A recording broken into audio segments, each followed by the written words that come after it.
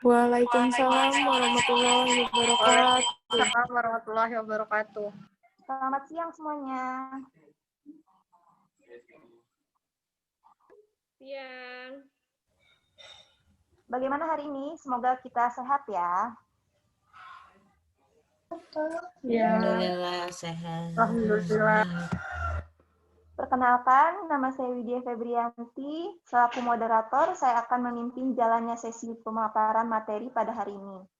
Baik semuanya, di sini ada dua materi yang akan disampaikan pemateri kita. Yang pertama adalah topik konsep COVID-19 di era new normal selama pandemi COVID-19. Yang kedua adalah adaptasi new normal selama COVID-19. Baik audiens sekalian, untuk mempersiapkan waktu langsung kita masuk ke materi yang pertama, yaitu topik konsep COVID-19 di era new normal. Yang akan disampaikan oleh pemateri kita yaitu Ibu Nurse Dewi Oktaviani, Magister Keperawatan. Baik Ibu Dewi, kami persilahkan.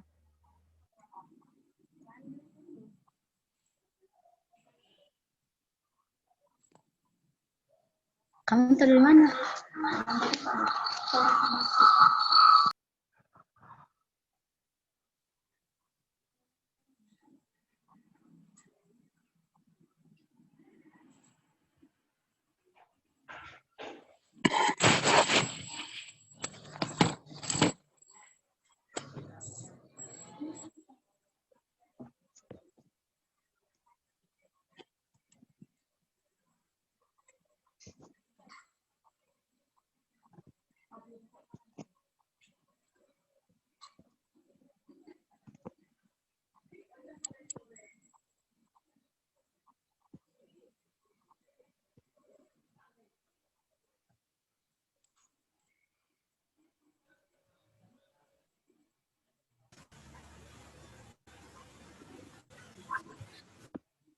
Assalamualaikum warahmatullahi wabarakatuh.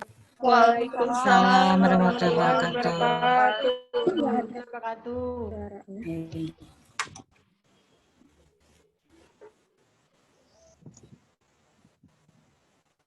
Suara saya kedengaran jelas ya?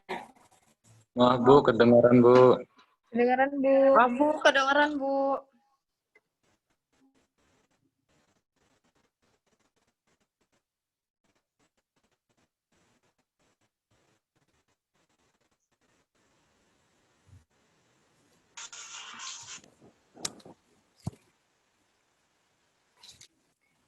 Baik, suara saya kedengaran jelas, Bapak Ibu sekalian, teman-teman semuanya.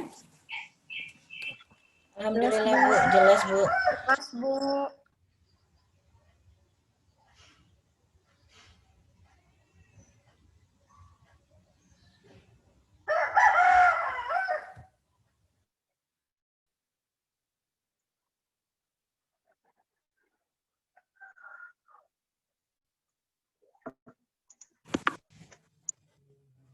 Oke. Baik.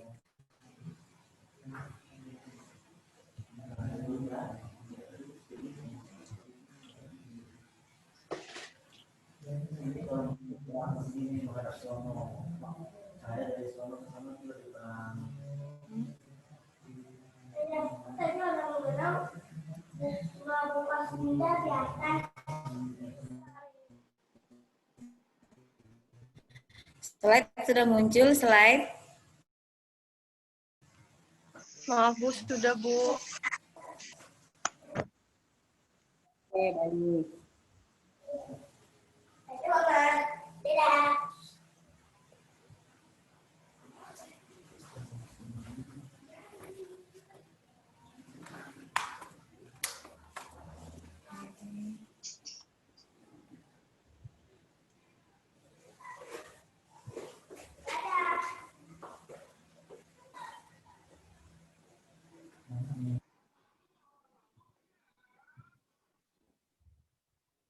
Oke, Assalamualaikum warahmatullahi wabarakatuh. Selamat pagi teman-teman semuanya. Waalaikumsalam warahmatullahi wabarakatuh.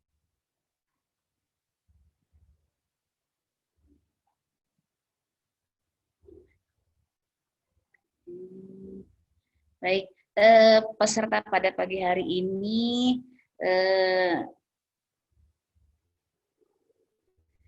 dari sudah usia berapa peserta ini?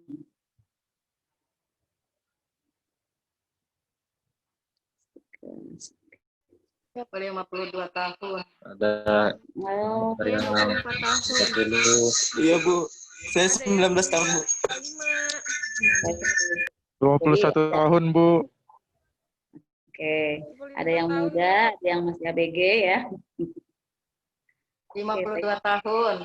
50 tahun Bu Lena ya. Tetap semangat ya Bu Lena ya. Oke. Baik,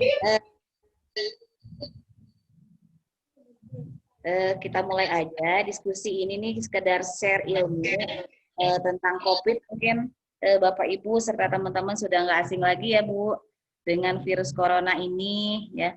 Perkenalkan, saya Dewi Siti Oktavianti, Okta ya. Alhamdulillah diberikan kesempatan sama Bu Santi ini. Kebetulan saya dari Stikes Pertamedika Jakarta. Oke, temennya Bu Santi nih waktu kuliah dulu. Terima kasih untuk Bu Santi dan Stikes Pancabakti yang sudah memberikan kesempatan kepada saya untuk sharing ilmu ya. Oke, yang Bapak Ibu kemudian teman-teman tahu virus corona itu seperti apa sih virus corona?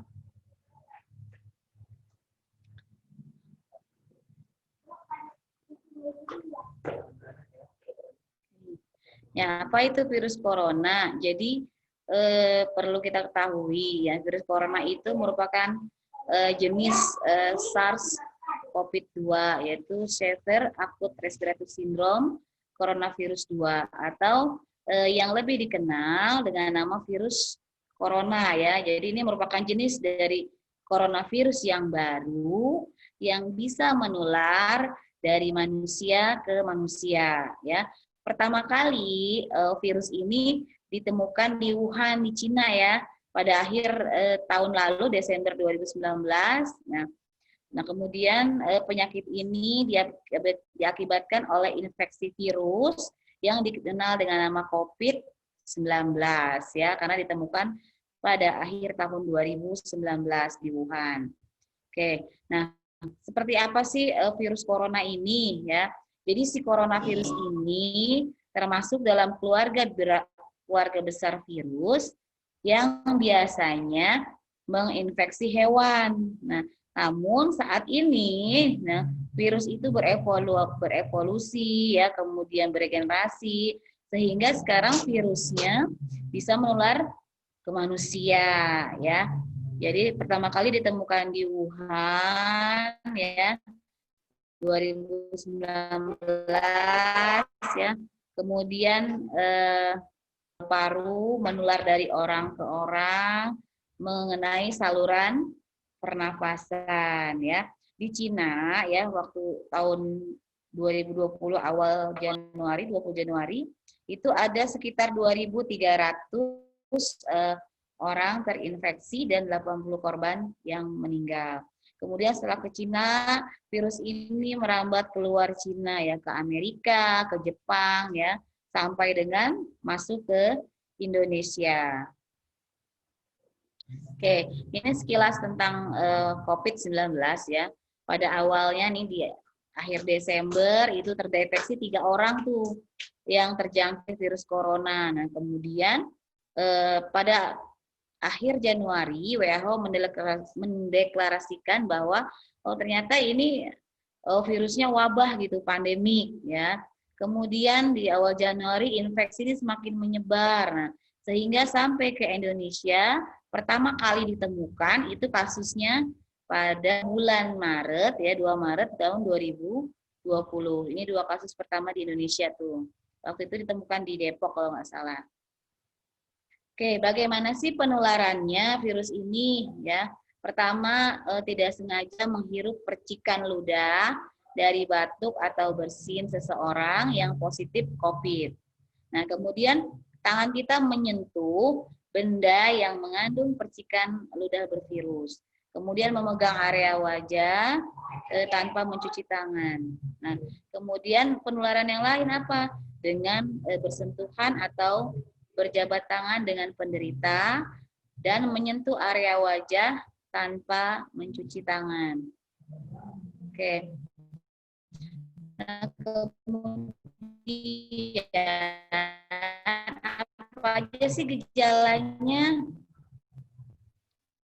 yang Bapak Ibu sama teman tahu nih, gejala COVID apa saja?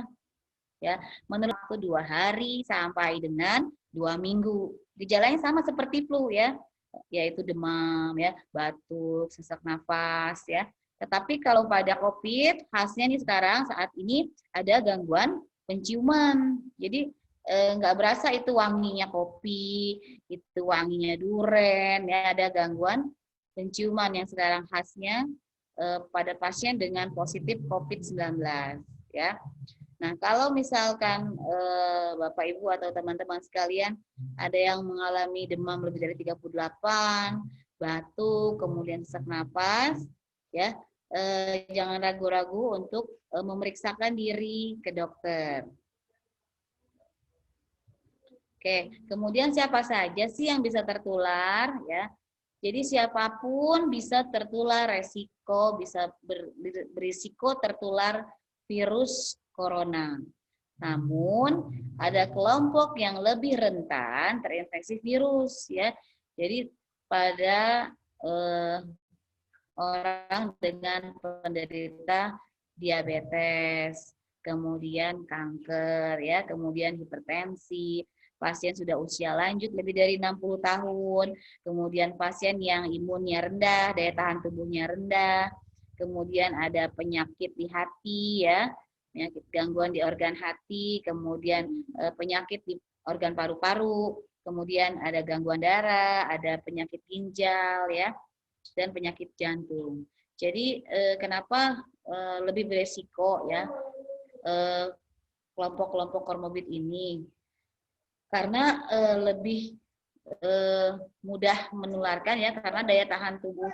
Kalau daya tahan tubuh imun, daya tahan tubuh kita kurang gitu, rendah, mudah sekali terinfeksi virus ini.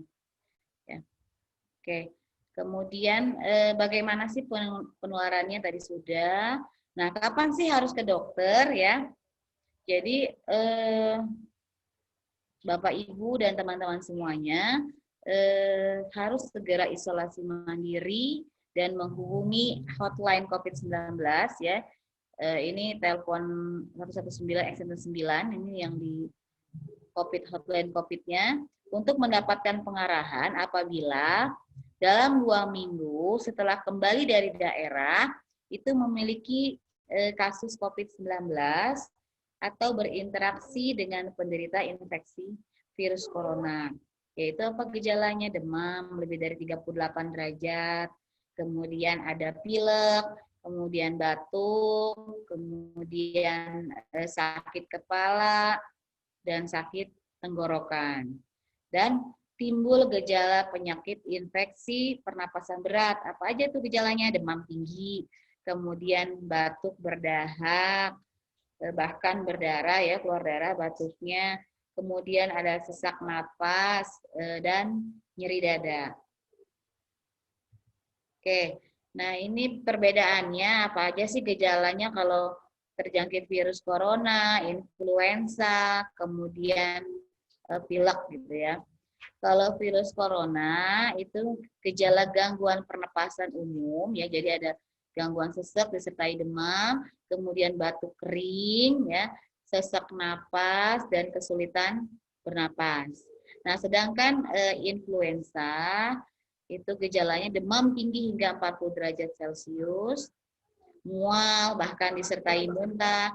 Nah, kemudian sebagian mengalami keluhan diare kalau lagi flu ya, menggigil, kemudian batuk kering, kelelahan, sakit kepala ya, mata kering, mengalami ruam, sakit tenggorokan dan sulit bernapas ya.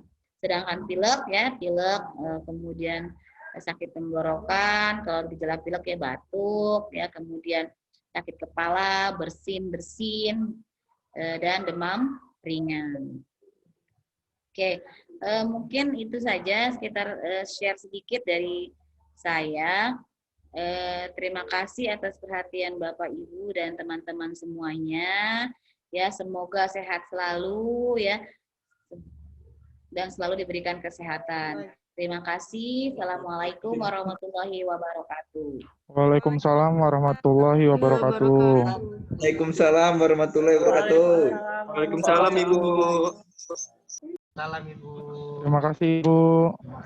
Ya, sama-sama. Oke, saya kembalikan ke moderator, silahkan.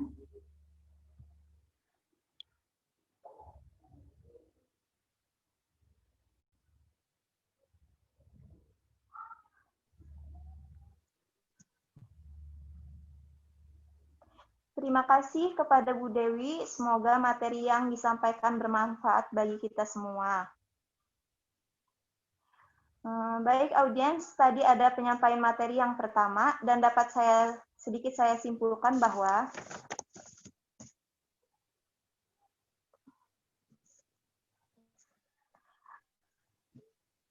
virus corona itu mudah menular dan terapkan protokol kesehatan untuk cara mencegahnya. Baik audiens sekalian, untuk mempersingkat waktu, langsung kita masuk ke materi yang kedua, yaitu adaptasi new normal selama COVID-19, yang akan disampaikan oleh Ibu Nersanti Klaranita, Magister Keperawatan Spesialis Keperawatan Medikal Bedah.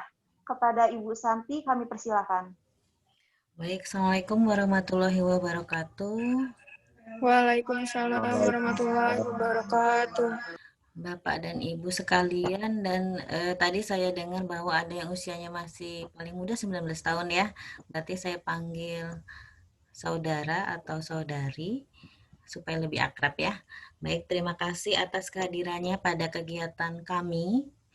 Ini adalah kegiatan rutin sebetulnya, kegiatan dari institusi Kamis, kegiatan rutin memberikan tentang berbagai macam topik edukasi kesehatan di masyarakat. Nah, pada kali ini karena berkaitan dengan COVID yang sudah kita lalui hampir 1 tahun ya kurang lebih, yang tadi sudah disampaikan Bu Dewi Siti Oktavianti yang pertama kali, bahwa COVID sendiri sudah tadi diketemui pada Desember 2019 ya. Lalu bagaimana sih proses penanganannya, kemudian pencegahannya tadi sudah disampaikan, terus bagaimana tentang tanda gejalanya, terus bagaimana sih kapan Bapak dan Ibu atau saudara atau saudari harus ke rumah sakit itu kapan, nah, sudah disampaikan dengan beliau. Nah, kalau saya pada kesempatan kali ini akan yang lebih spesifik ke tentang bagaimana sih kalau misalnya adaptasinya ketika masa pandemi COVID ini, karena kita kan sudah hampir, seharusnya ini adalah fase pemulihan ya, tapi bagaimana kita melakukan adaptasi sehingga harapannya kita semua masing-masing tidak tertular ya. Kita sama-sama saling menjaga. Ini saya saat ini di rumah sehingga saya tidak menggunakan masker. Biasanya kalau kami tetap bekerja di institusi, saya dari Stikes Pancar Bakti, juga mahasiswa-mahasiswa kami, kalau di kampus kami menggunakan APD level 1 biasanya, yaitu masker dan handscoon atau sarung tangan. Tapi karena saya saat ini di rumah, sehingga saya tidak menggunakan masker atau alat apapun ya. Baik. Waktunya kurang lebih berapa menit, moderator?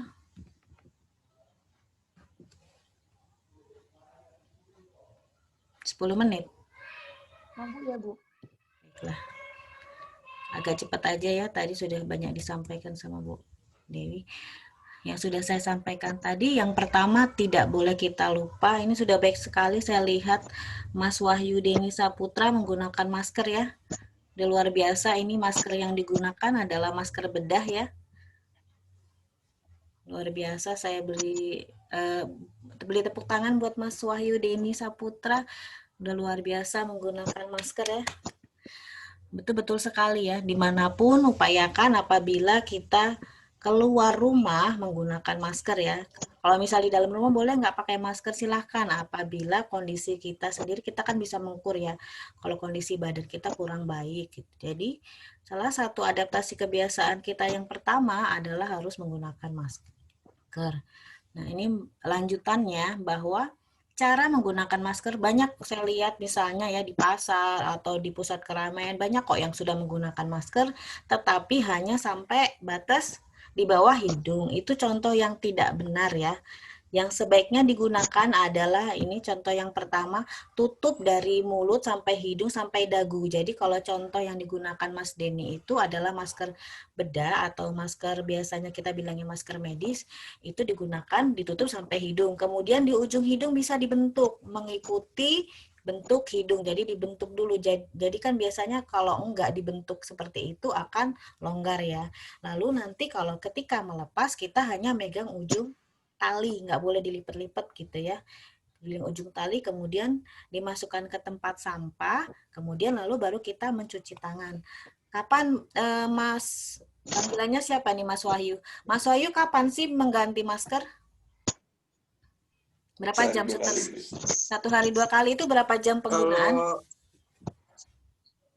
Kalau saya sekitar 6 jam, Bu. 4 jam sampai 6 jam. Ya, betul. Kalau beraktivitas di luar, Bu, tapi kalau di rumah enggak ya. Enggak pakai. Di rumah boleh tahu kenapa masih menggunakan masker?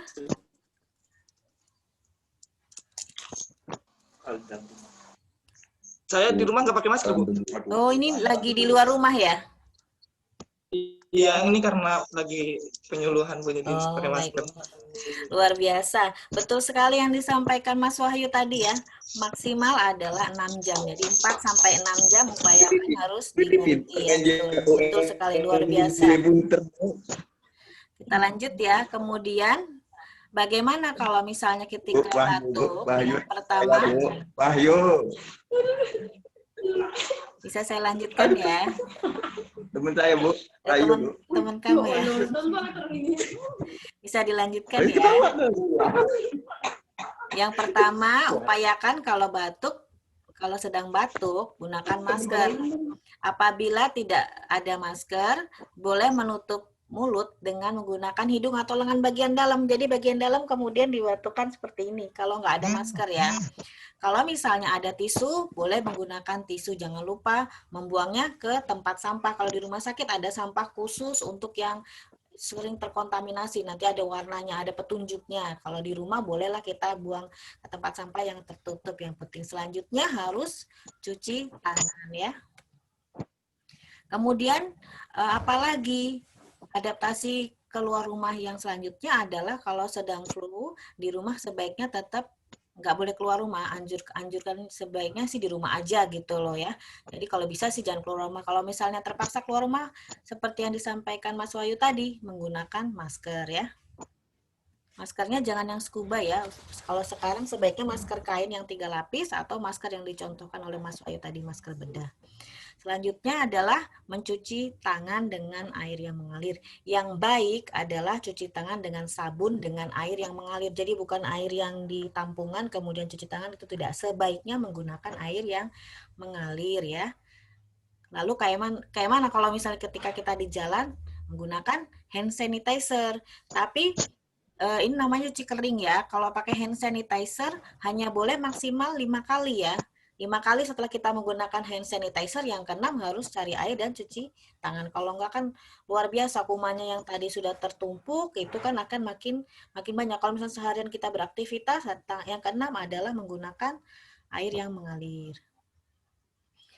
Jadi teman-teman atau Bapak Ibu sekalian di sini ada 6 langkah untuk melakukan cuci tangan ya.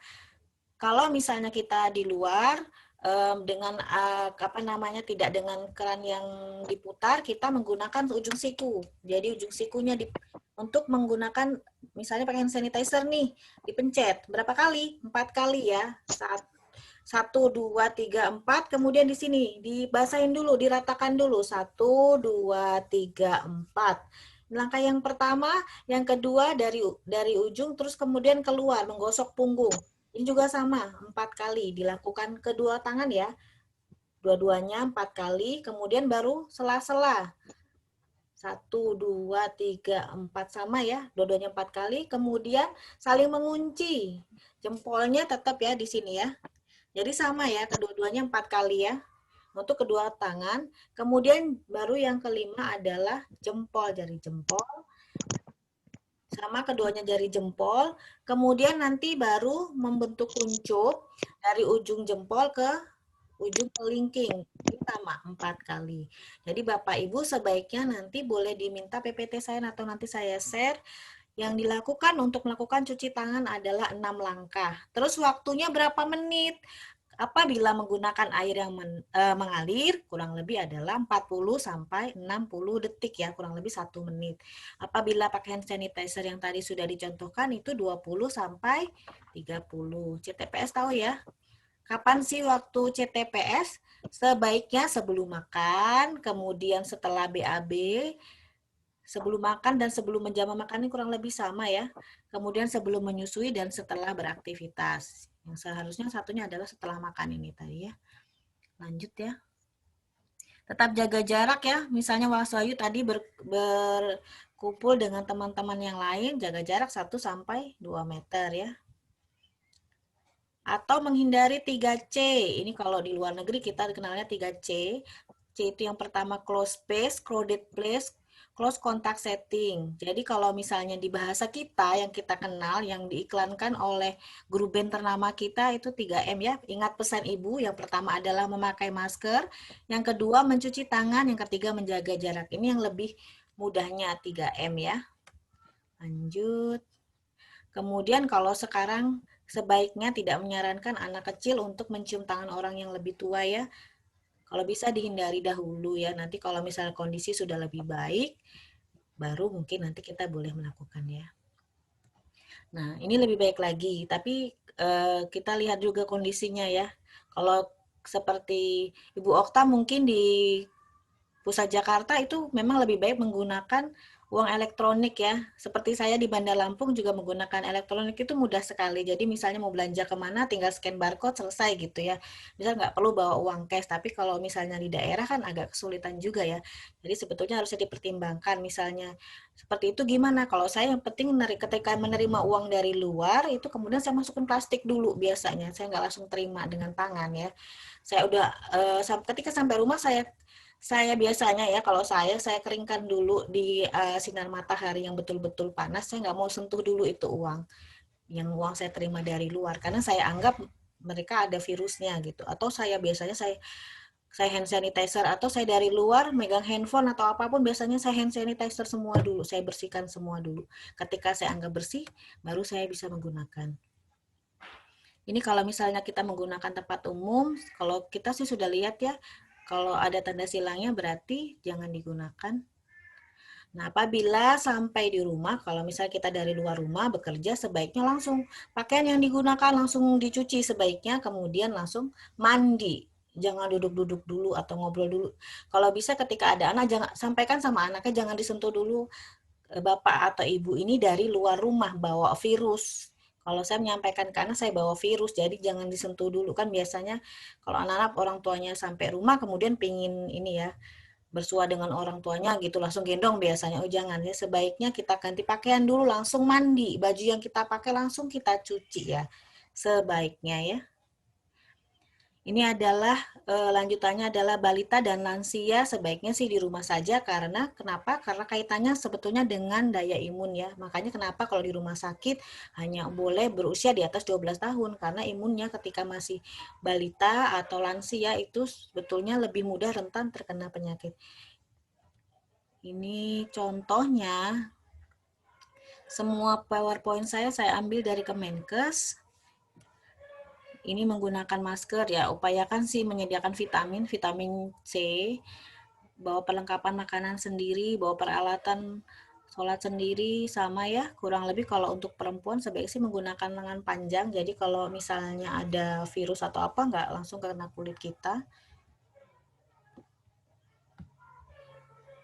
Bentar ya.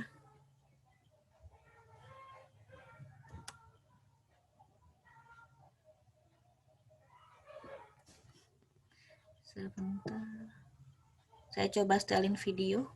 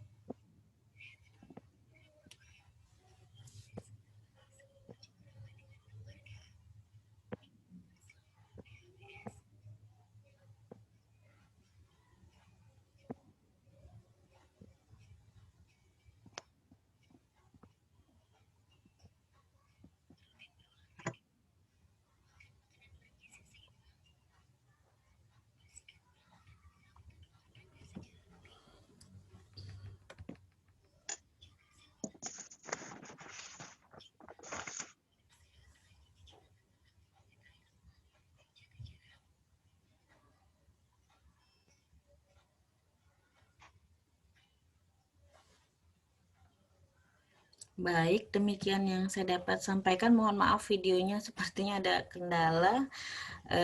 Silakan nanti didiskusikan pada sesi tanya jawab. Terima kasih atas kesempatan yang diberikan. Wassalamualaikum warahmatullahi wabarakatuh. Waalaikumsalam warahmatullahi wabarakatuh. Waalaikumsalam warahmatullahi wabarakatuh. Waalaikumsalam Waalaikumsalam warahmatullahi wabarakatuh. Terima kasih Bu Santi atas penyuluhannya. Semoga penyuluhannya tadi bermanfaat bagi kita semua. Amin. Baik audiens, tadi ada penyampaian materi yang kedua dan dapat saya simpulkan bahwa cara adaptasi COVID-19 agar tidak tertular dari COVID adalah tidak lupa memakai masker, cuci tangan, kalau di luar pakai hand sanitizer, dan menjaga jarak. Baik semuanya, kita masuk ke sesi diskusi yang berlangsung selama 15 menit dan kami membuka termin pertama untuk 3 pertanyaan dan nanti jika ada waktu buka termin selanjutnya. Apakah ada yang ingin bertanya? Sebelumnya bertanya, mohon sebutkan nama dan asal daerah. Baik, boleh saya bertanya? Boleh, Kak Ilham Rudi. Oke, sebelumnya Assalamualaikum warahmatullahi wabarakatuh. Waalaikumsalam warahmatullahi wabarakatuh.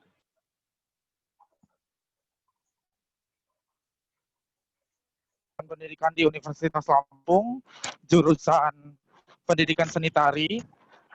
Di sini yang ingin saya tanyakan, di kalangan remaja untuk menjadi produktif biasanya dilakukan di luar rumah. Nah, saya sendiri sering sekali berkegiatan di luar rumah. Contohnya untuk sosialisasi mengenai stunting. Saya sendiri adalah salah satu pelopor dari BKKBN Provinsi Lampung yang selalu mempeloporkan mengenai pencegahan stunting kepada calon orang tua dan juga ibu-ibu yang sedang mengandung biasanya di bidan-bidan. Nah, Dok, solusi terbaik apa sih?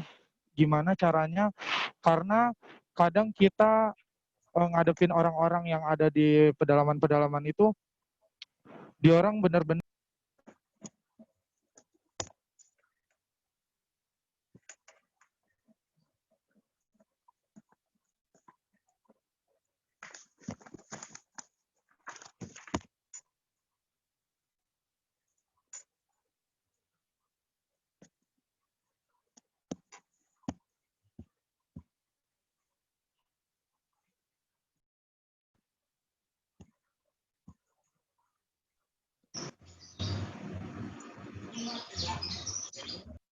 saya rasa cukup pertanyaannya, Dok. Mau Kak Ilham.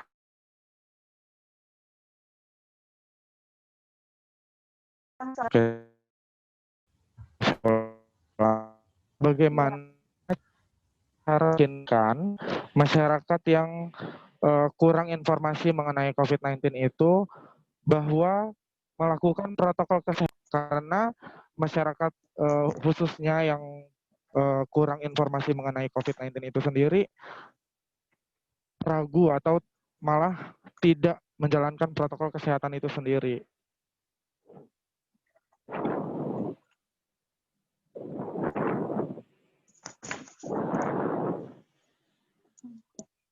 Baik, itu aja pertanyaannya. Maaf, kepada Bu Santi bisa dijawab pertanyaan dari Kak Ilham. Baik, terima kasih pertanyaannya. Kak Ilham ya, saya ikutan mahasiswa ya supaya kelihatan lebih mudah. Oke, nanti mungkin dilengkapi dengan Ibu Okta karena beliau kan di Jakarta sebagai sentral atau pusatnya COVID-19, bagaimana penanganannya di sana mungkin berbeda ya dengan kita yang di Bandar Lampung. Kalau saya pengalaman saya sendiri aja ya, Kak Ilham, bahwa kalau kami sendiri pun, walaupun mahasiswa kami adalah mahasiswa dari institusi kesehatan, kan kami ada 3 prodi kebidanan, prodi keperawatan, dan S1 administrasi rumah sakit, itu kan kami pun, itu areanya adalah ilmu kesehatan. Tapi kadang tetap saja kalau misalnya konsul, ini pengalaman pribadi ya, konsul itu atau misal kayak contoh kemarin yang paling gampang banget ketika ngambil toga untuk wisuda, mereka tetap berkerumun. Kadang itu mereka itu lupa bahwa sekarang itu kondisi COVID. Jadi kita sebagai, kalau Mas Ilham mungkin sebagai fasilitator ya, fasilitator itu sebetulnya jangan pernah bosan menyampaikan hal yang baik gitu loh kalau saya. Jadi dikit-dikit itu menyampaikan ke mahasiswa, tolong jangan berkerumun, kemudian kalau bisa gunakan masker. Kalau misalnya tidak menggunakan masker, kalau saya ada masker saya kasih biasanya. Tapi upayakan kita tetap terus menerus gitu loh. Jadi kalau misalnya awalnya orang kan 3M ya, tidak tahu, tidak mau dan tidak mau tahu, kalau nggak salah saya lupa ya. Kalau dia yang pertama tidak tahu, kemudian kita beritahu, tetap aja misalnya tidak ada perubahan, itu wajar ya. Karena seperti kayak kita memberikan informasi ke mahasiswa pun, itu nggak bisa satu kali, kemudian mereka akan menerapkan itu, merubah perilaku itu luar biasa sulit ya. Tapi kalau merubah ilmu pengetahuan, misalnya kita memberikan edukasi terus-menerus, kemudian ketika kita evaluasi, Bu sebetulnya nggak boleh apa nih ketika kondisi COVID. Kalau kita sering memberikan edukasi, pasti dia bisa menyampaikan bahwa oh ternyata memang, oh iya mohon maaf Mas Ilham saya lupa. Itu edukasi ya, pengetahuan ya. Tapi kalau kita mau merubah sikap atau perilaku nggak bisa satu kali kemudian kita merubah nih sama apalagi itu warga misalnya ya, kalau di daerah kemudian pendidikannya menengah ke bawah, kemudian jarang terpapar informasi, itu nggak bisa satu kali gitu ya. Atau beberapa kali pun mungkin saya rasa akan sulit. Jadi setiap kita datang, sebaiknya kita kasih lagi ulang edukasi. Sama lagi besok lagi datang lagi, ibu-ibu, ya itu kita memberikan pengetahuan ya. Kalau misalnya dia tidak tahu, ketika dia ada perubahan, oh dia sekarang tahu nih bahwa ketika kondisi COVID, dia apa yang harus dilakukan cukup tahu dulu sekarang. Alhamdulillah loh, kalau misalnya warga itu, kayak misalnya kita ngasih penkes seperti ini, kemudian kita evaluasi, dia bisa jawab dulu tuh alhamdulillah menurut saya. Oh berarti ada loh ilmu yang kita berikan nyantol atau sampai kepada warga tersebut. Kemudian besoknya kita evaluasi lagi. Rupanya dia lupa nih, kita ulang lagi. Maaf ya sinyalnya kayaknya kurang baik ya. Saya lanjutkan ya. Jadi sebaiknya jangan pernah istilahnya putus asa kalau berbuat kebaikan. Kita harus terus-menerus ya memberikan arahan, memberikan edukasi. Kalau perubahan perilaku seperti yang saya sampaikan tadi memang betul ya, betul sampaikan Mas Ilham, susah banget loh Bu, memang ya. Jangankan ke mereka, ke mahasiswa saya aja kalau saya mau ngasih ajarin yang steril sama yang steril itu susah setengah mati gitu loh. Jadi wajar, jadi kita harus sebagai orang yang lebih paham dan lebih tahu, dan kita juga sebagai fasilitator mengingatkan terus ya, mengingatkan terus sampai ada masanya kok mereka akan berubah perilaku. Tapi nggak bisa disamain ya, misalnya antar satu orang lain itu akan sama tuh nggak bisa kita samakan ya, kan berbeda karena banyak faktor yang mempengaruhi ya. Mungkin bisa ditambahkan Ibu Okta?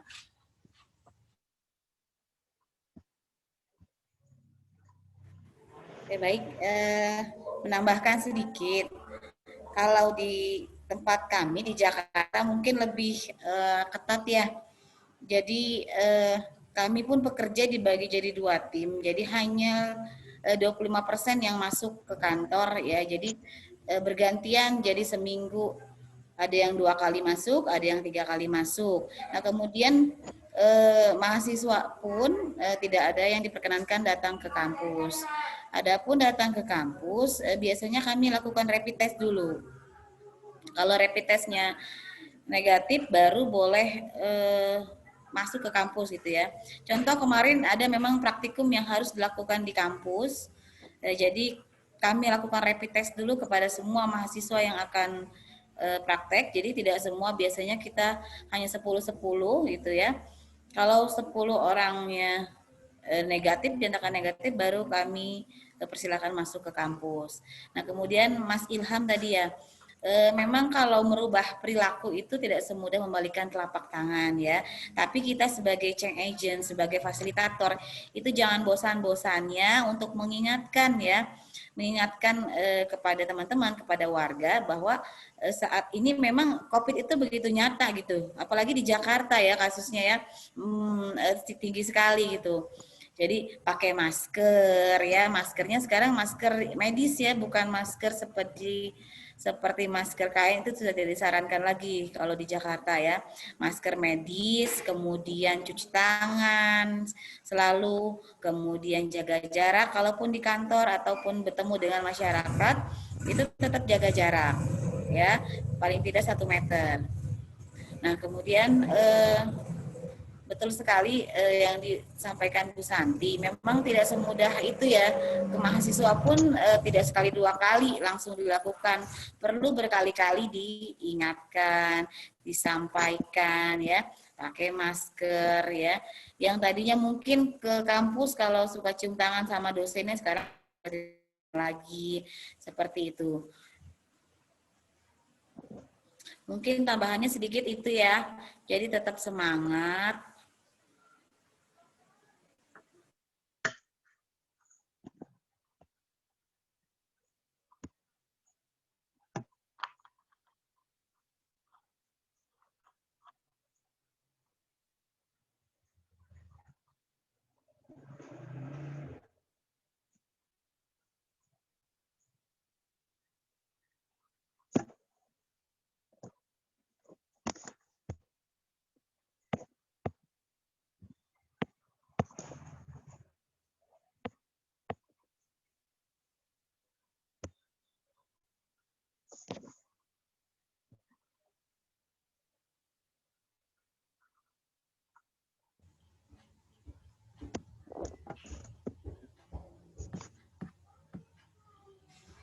Sepertinya Bu Oktanya terputus. Widya, silakan dilanjutkan.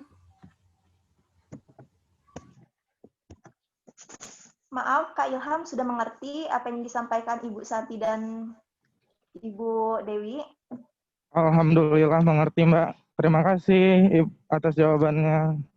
Sama Kak Ilham. Pertanyaan yang kedua, apakah ada yang ingin bertanya? Saya, Mbak. Saya, Mbak.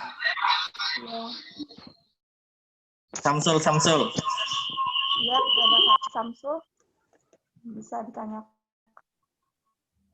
Ya, nama saya Samsul Mubarok Dermawan dari Jati Agung. Saya ingin menanyakan tentang adaptasi new normal. Di wilayah saya, terutama di bagian kampung, itu sangat susah untuk mendapatkan hand sanitizer dan masker medis.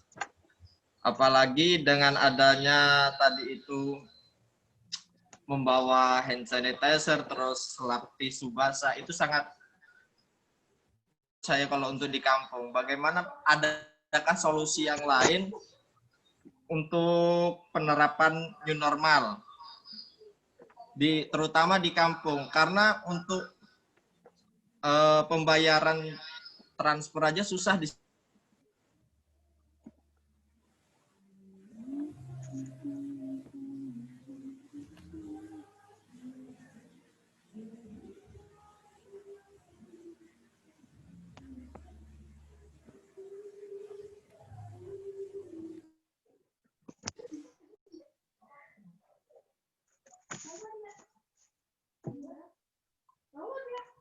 Mbak. Cek. Baik. Sudah. Putus, Mbak, sinyalnya putus.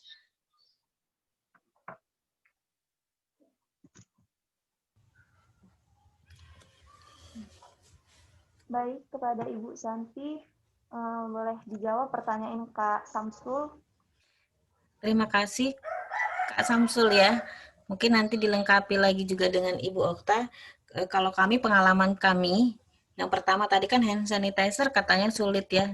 Maaf, boleh tahu di wilayah mana Lampungnya tinggalnya? Sumber Bakti, Bu. Sumber Bakti itu? Ujung, Bu. Maksudnya wilayah mana itu ya masuknya? Jati Agung, Lampung Selatan. Oh, Jati Agung. Ya, Jati Agung.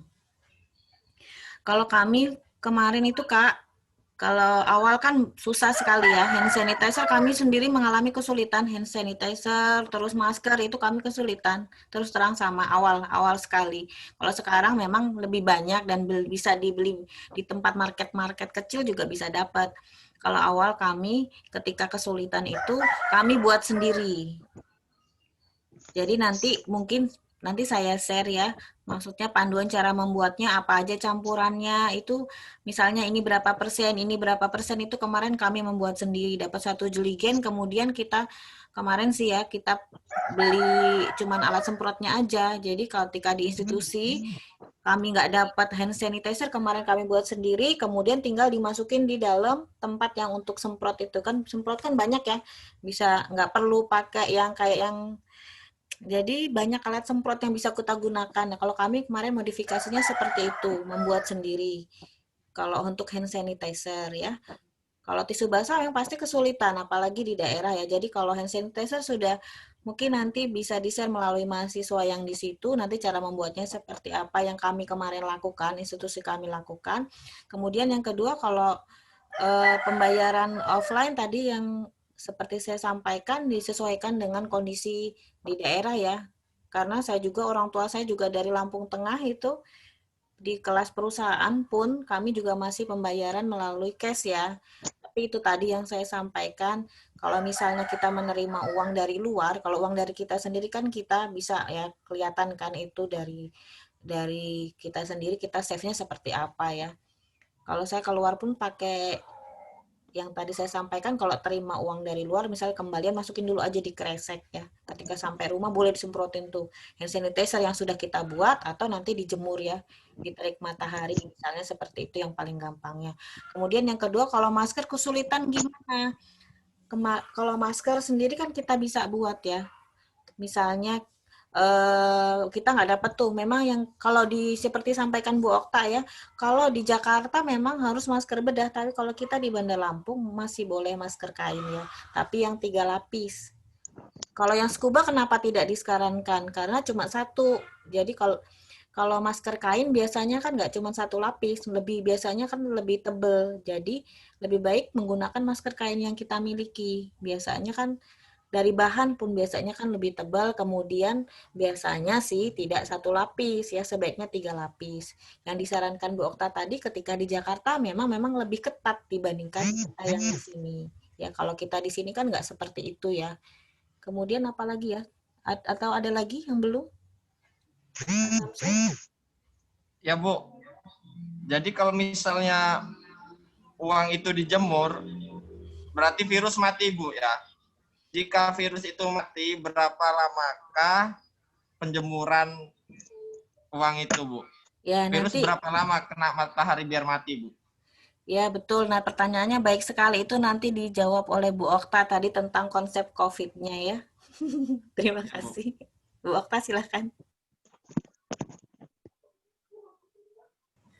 Oke Bu Santi, terima kasih.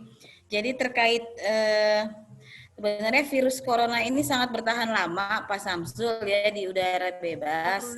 Ya, kita setiap berapa lama? Jadi gini aja biar amannya, Pak Samsul. Ketika sudah memegang uang atau berapa lama itu virus hilang, lebih baik kita cuci tangan saja. Cuci tangan pakai sabun biasa nggak apa-apa Pak Samsul, nggak harus pakai yang hand sanitizer, pakai sabun mandi boleh, pakai sabun cuci piring gitu nggak apa-apa, yang penting itu ada sabun aja, nggak harus hand sanitizer, itu aja. Jadi seperti itu. Mungkin kalau memang di wilayah Lampung masih tidak setinggi di Jakarta mungkin ya kasus dari corona, jadi masih boleh pakai masker kain, disarankan sih masker kainnya yang 2 lapis minimal ya. Seperti itu Pak Samsul. Tambahan ya, Bu. sedikit. Terima kasih Bu informasinya, Bu. Oke, sama-sama Pak Samsul.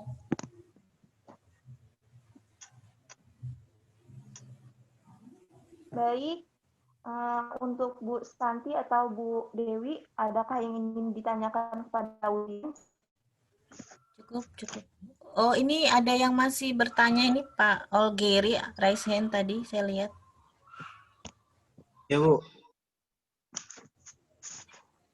Terima kasih atas waktunya, Bu ya. Saya perkenalkan, nama saya Gary Farel Rabani dari Nah, sederhana sebenarnya Bu pertanyaannya Bu.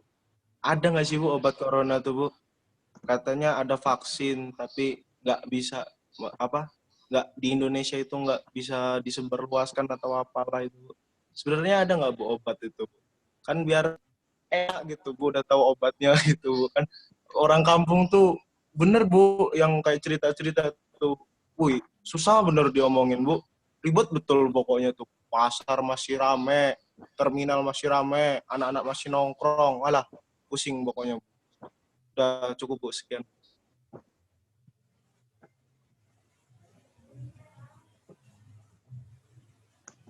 Baik, kepada Bu Santi atau Bu Dewi bisa dijawab pertanyaan Kak Olgieri.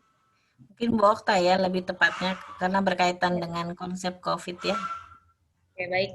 Mas Gary mungkin ya, belum jadi bapak-bapak ya, Mas Gary. Jadi gini, saat ini memang sedang uji coba vaksin. Jadi vaksin itu memang akan diadakan. Kalau di luar negeri memang sudah ada ya. Jadi di Indonesia memang direncanakan memang akan ada vaksin COVID. Ya. Sekarang masih uji coba oleh Bio Farma ya. Sedang uji coba. Mungkin nanti untuk tahap pertama diprioritaskan oleh Pak Presiden sih mungkin untuk yang tenaga kesehatan.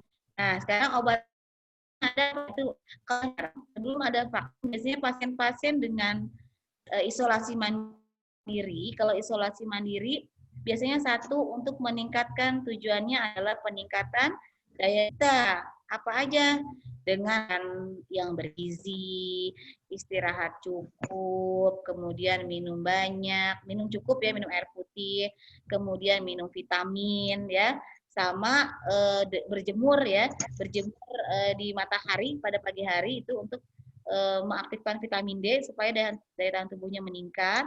Nah, kemudian satu lagi, kelola stres kita. Ya, manajemen stres juga karena kalau kita bagus nih sehat tetapi tidak bisa mengelola stres, itu bisa mempengaruhi kesehatan kita juga. Itu kalau isolasi mandiri di rumah. Nah, kalau di rumah sakit obatnya apa? Biasanya kalau di rumah sakit diberikan antibiotik, kemudian vitamin, kemudian diberikan obat kortikosteroid seperti itu mungkin ya, dan sama makan dengan kebutuhannya. Nah, mungkin nanti untuk vaksin, jadi ada ya, tahap sepertinya. Jadi vaksin itu kan kita mengelola vaksin itu harus diuji coba dulu, ya. Setelah diuji coba berhasil, misalnya ya menyembuhkan, baru nanti vaksin ini akan disebarluaskan, didistribusikan sampai ke daerah-daerah. Seperti itu Mas Gary. Yang penting satu, daya tahan tubuh kita harus meningkat, ya, dan kelola manajemen stres. Seperti itu Mas Gary. Mungkin Bu Santi mau menambahkan, silakan Bu Santi. Baik, cukup jawabannya saya rasa luar biasa sudah ya. Betul yang disampaikan tadi Mas Gary, mungkin vaksin itu tahapnya banyak ya. Tahap yang dilalui enggak langsung ketika diciptakan vaksin terus bisa ke manusia gitu, enggak ya. Mereka biasanya lewat mencit dulu ya. Lewat tikus putih, tahapannya bertahap, bertingkat biasanya, yang gennya menyerupai manusia hewan apa gitu, di hewan dulu biasanya, kemudian berapa orang, kemudian baru ada tahapannya, nggak langsung kita bisa terjunkan istilahnya diedarluaskan. Mereka butuh penelitian berulang-ulang ya, karena itu kan berkaitan dengan etika. Kalau misalnya ada efek sampingnya dari vaksin tersebut kan tidak. Jadi itu akan merugikan ya. Kalau merugikan biasanya tidak disebarluaskan. Jadi sampai memang betul-betul fix ya vaksin itu tidak merugikan, terus banyak keuntungannya. Pasti kan ada efek samping ya, kayak vaksin yang biasa kita tahu aja kan. Kalau di anak-anak itu biasanya kan panas biasanya kan, kemudian ruam, kemerahan dan lain-lain. Itu kan efek sampingnya dari vaksin, tetapi tidak merugikannya nggak terlalu banyak. Kalau yang saya dengar kemarin kan, kalau nggak salah efek sampingnya masih dari saluran pernafasan itu kan berbahaya. berbahaya. Jadi memang betul disampaikan Bu Okta tadi, masih perlu penelitian berulang-ulang. Betul juga yang disampaikan tadi. Bagaimana sih tips-tips untuk meningkatkan daya tahan tubuh itu yang paling mudah kita bisa lakukan sehari-hari di rumah. Cukup dari saya.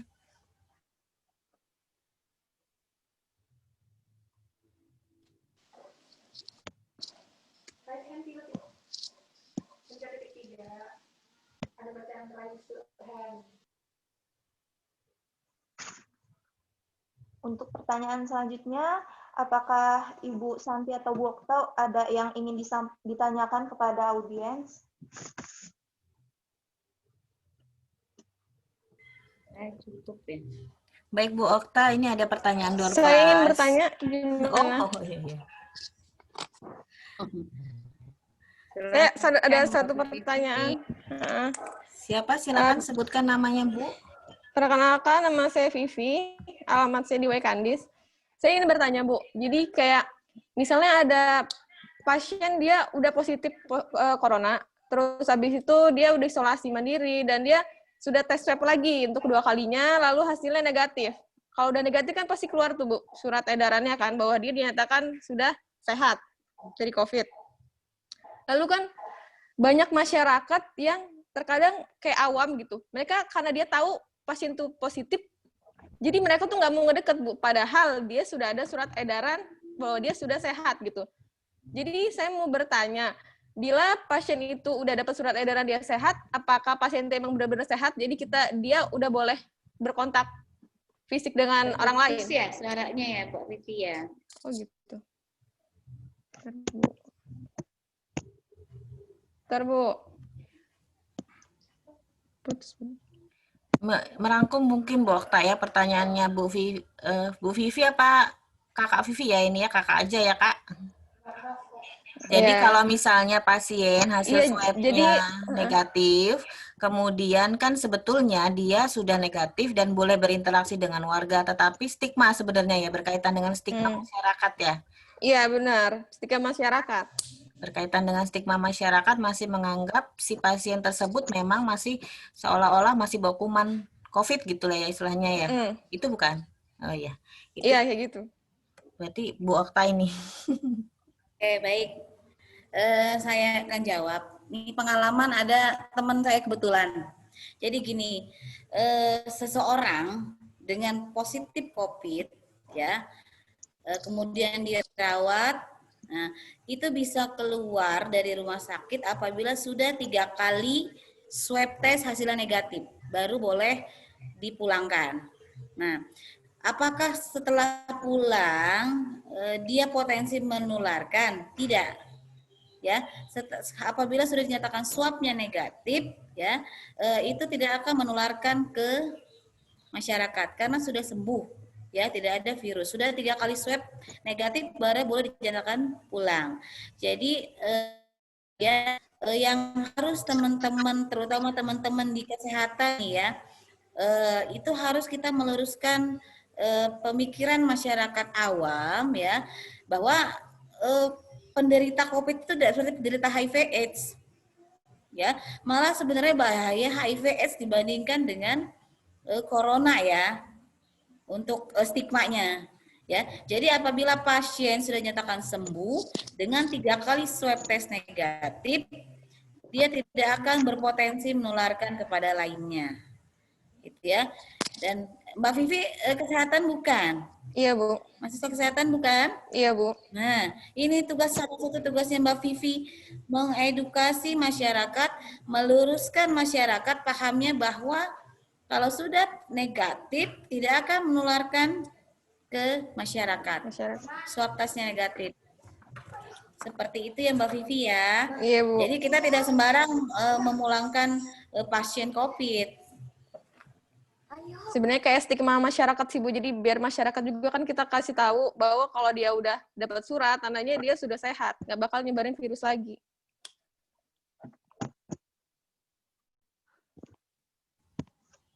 Jadi seperti itu ya. Jadi ini berbutuh sekali bantuan teman-teman di sini. Di sini banyak mahasiswa perawat kan, mahasiswa perawat. Jadi untuk meluruskan stigma masyarakat, pemahaman yang salah ya, bahwa pasien COVID kalau sudah swab tes negatif, dia tidak berpotensi menularkan kepada yang lainnya. Ya, jadi kalau udah swab tes negatif berarti sudah bersih, nggak ada tuh virusnya. Lain halnya, udah keluar rumah sakit, dia tertular dari penderita yang positif, bisa kemungkinan seperti itu ya. Oke, gimana, jelas Mbak Vivi? Iya jelas Bu. Oke. Terima kasih Bu. Sama-sama.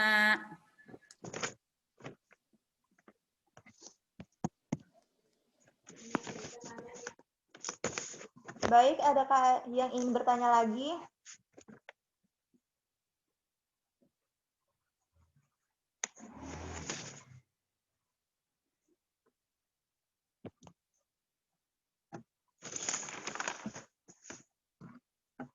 Kepada Ibu Santi dan Ibu Okta, adakah yang ingin disampaikan? Baik, mungkin kuis ya. Nanti ada reward-nya bagi peserta yang bisa menjawab. Satu pertanyaan dari Ibu Okta, silakan Bu Okta.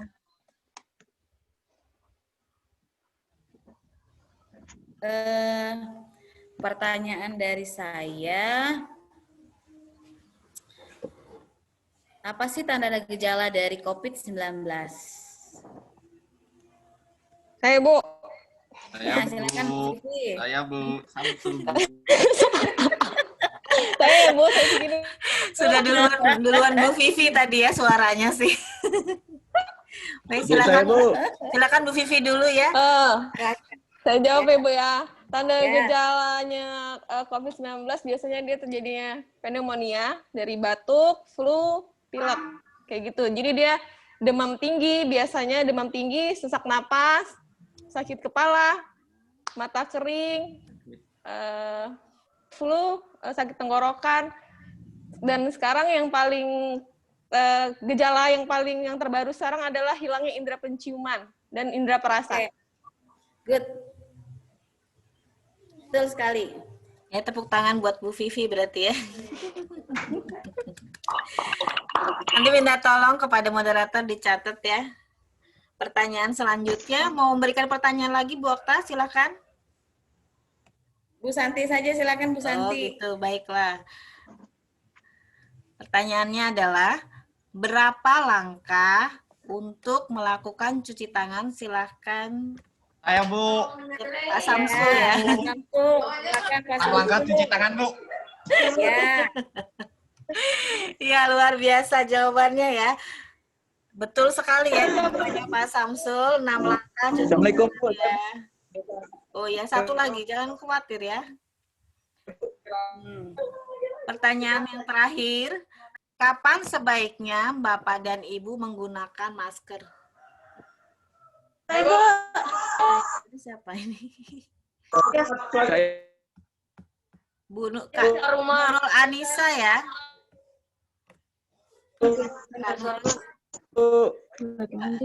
Ya Bu, kalau konek Ibu.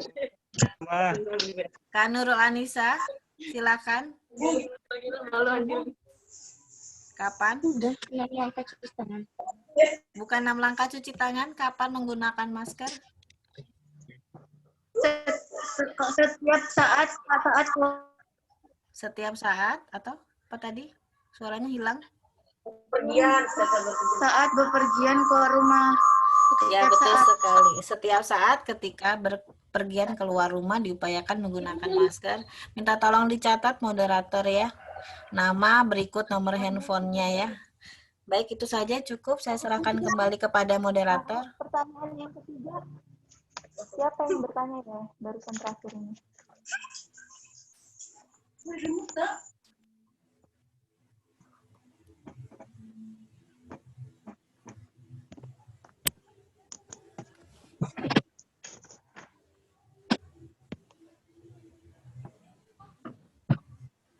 Baik, apakah ada yang ingin ditanyakan lagi?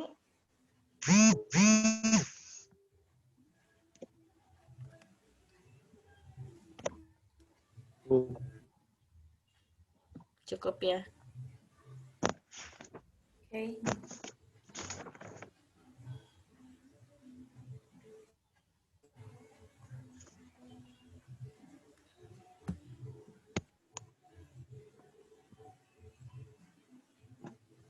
Sudah, Bu. Baik semuanya, saya Widya Febrianti. Mohon maaf jika ada kesalahan, kepada Allah saya mohon ampun. Wassalamualaikum warahmatullahi wabarakatuh. Waalaikumsalam warahmatullahi wabarakatuh. Terima kasih semuanya Bapak dan Ibu. Terima kasih, Bu. Sampai jumpa lagi. Terima kasih, Bu. Terima kasih Bu Santi dan Dadah. Terima kasih, Bu. Dadah. Oke. Terima kasih, Bu. Assalamualaikum.